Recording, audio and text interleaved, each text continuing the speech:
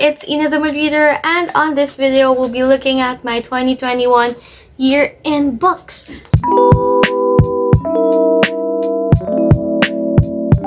So it's my favorite part of the year. It's the reading statistics video. Basically, we'll take a look at my Goodreads 2021 year in review, and also I'll be sharing with you the charts and the tables I was able to create from my 2021 reading tracker, and we'll see how my journey in books went based on my Goodreads tracking and my own personal tracking. And it's always very, very fun. I always love statistics, and if you're a numbers nerd like me, I'm sure you'll also enjoy watching this video. So, okay, let's start with my Goodreads 2021 year in books. It says here that I was able to read 133 books, and I was able to read 41,372 pages. And that's something I'm very, very happy about. My goal every year is to read 104 books, and we were able to hit a little extra. So that's very, very fun and interesting to know. But if you actually look into my own tracking, I did read 133 books, but this is a more accurate page tracking. It says 42,389 because I've noticed that many Filipino books featured on Goodreads don't have pages in them. So unfortunately, I'm not a Goodreads librarian and I can't edit that out. But hopefully, I'll be able to pass the test sometime and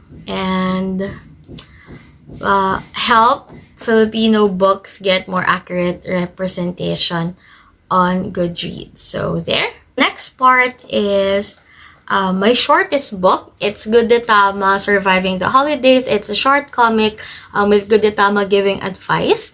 And my longest book is a part of the series Crave by Tracy Wolf. It's Crush, and it's at 704 pages. All of the books in this series are very, very long, but I did listen to them in audio, so I actually didn't really read that much. And according to Goodreads, my average book length in 2021 was 311. I wasn't actually able to check them on my Goodreads, on my personal reading tracker, but I changed it all up, and I'll be doing it moving forward for 2022. The most popular book on Goodreads that I have read was Educated by Tara Westover. I actually loved reading that. I did it with Talk Bookish to Me PH, a book club I'm in, and it was so much fun. The least popular book was Vlog Like You Love Me by Clarice David. It's a book from romance class, and it's actually very, very fun to read. It's available on Kindle, and it's also available on Scribd if you want to listen to the audiobook. According to Goodreads, my average rating for 2021 was 4.0, but I don't know why here on my personal tracker it's actually 3.91. So I'm not sure about that. Yeah. The book that's highest rated on Goodreads that I've also read last year was I Love You Since 1892. It had 4.47 average. I think I rated it 3 stars. But honestly, I felt like the book, the writing got better as you go along the series. So I actually rated, I've read 3 books in the series so far, and I rated them 3, 4, 5 stars respectively. My first review of the year was Lila by Colleen Hoover. I gave it 5 stars. It was actually a good start to my 2021 reading year.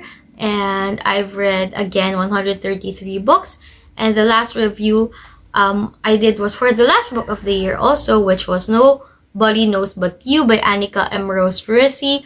It's an enjoyable read. It's not the most original of thrillers, but I still enjoyed listening to it. I gave it 4 stars. So there. Now we dive into some of the other tables I've used in my own personal reading tracker. So another thing I decided to take a look at was to see the books that I pick based on the publication year. So the books published in 2021, I read 31 books. The majority of the books I read was published in 2020, I was able to hit 45 books. And then I was able to read 42 books from books published from 2016 to 2019. I was able to read 10 books from those published in 2011 to 2015, and I was able to read 5 books published in 2010 and earlier. Now, for the genres I've read, I actually read a lot of romance. It actually was divided into 3 different types. I read 58 contemporary romance books, 13 historical romance books, and 4 paranormal romance books, which is actually just the Crave series. And as you can see, it actually comprises almost all of my reads. I read 26 mysteries and thrillers.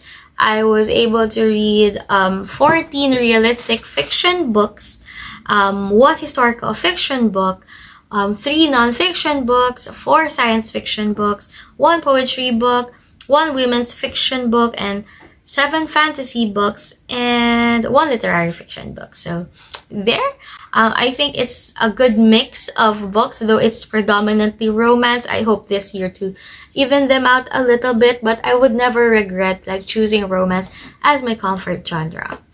Okay. Now for the formats read, unfortunately, my reading success this year is all thanks to Scribd. I read 66 audiobooks, and again, I'm very, very thankful that I have Scribd for that.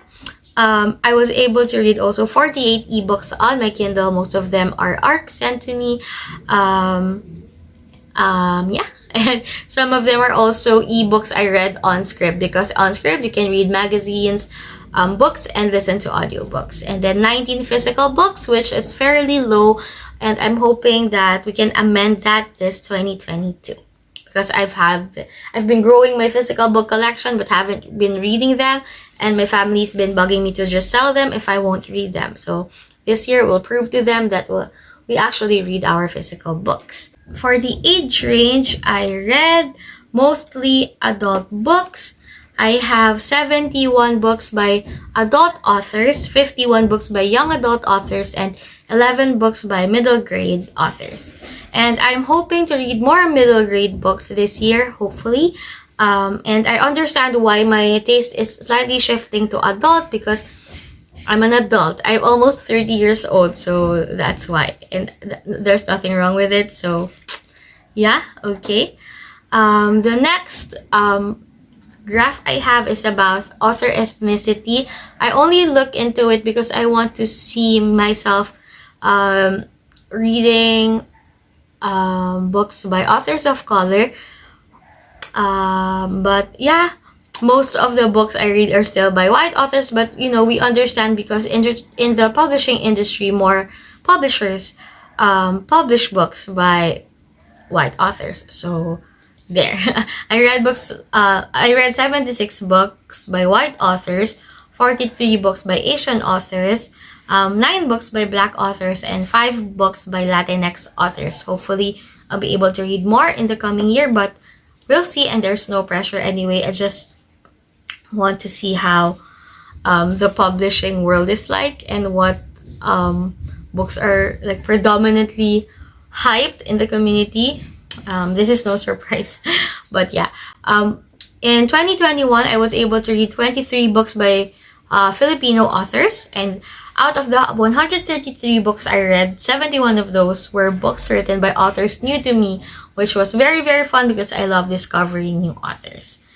Now for the copy sources, 70 of the books I read came from Scribd, so I was able really to maximize my subscription.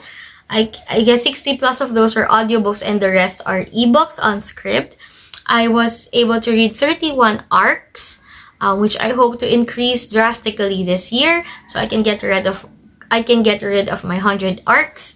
I have read 29 of the books I bought the last year, and I was also able to read 3 books that were gifted to me last year. And finally, with the star ratings, I was able to read 51 5-star books, 45 4-star books, 28 3-star books, 6 2-star books, and 3 1-star books, which I think is a fairly good year. I'm happy that I liked most of the books I read, so there. Thank you so much for listening to me rant about all the books I've read, all the statistics I had for 2021. It's an amazing reading year, and I'm very, very excited for the year to come. So far, I've been enjoying the books I am reading, and I've also flipped a bit of my reading tracker to have more things to talk to you about soon. So yeah, I'm very, very excited, and I'd like to share them with you on the next videos. But yeah, thank you so much for watching this. May you always be in the mood for reading, and I'll see you on the next one.